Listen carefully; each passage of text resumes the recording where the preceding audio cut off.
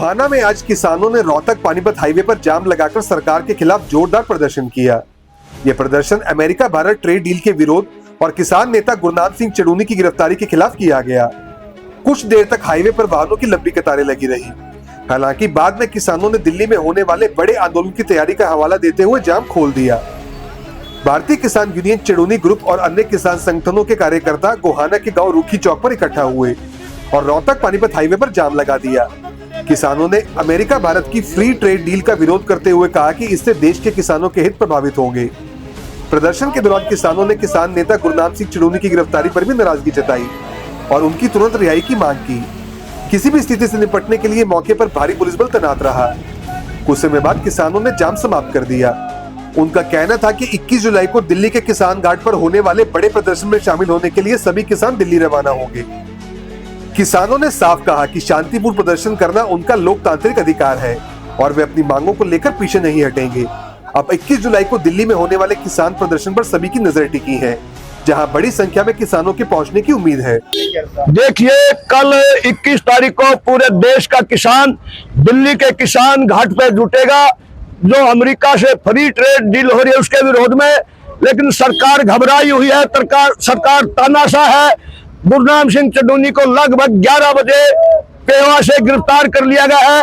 उसके विरोध में यहाँ रुखी चौक पे, रोहतक और गोहाना रोड पे, यहाँ आसपास के किसानों ने जाम लगाया है विरोध स्वरूप पे, और अब ये जाम खोल दिया है ताकि कल की तैयारी हम कर सके।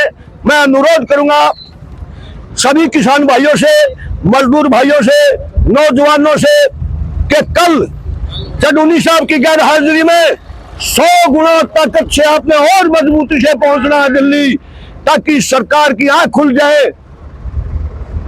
इस तानाशाह सरकार की तानाशाही हम किसी भी कीमत पर स्वीकार नहीं करेंगे, और जब तक अमेरिकी ट्रेड डील रद्द नहीं हो जाती तब तक हम चैन की नींद नहीं सोएंगे। गुरनाम सिंह की रिहाई मांग कर रहे हैं। बिल्कुल, गुरनाम सिंह चडूनी की रिहाई की मांग है।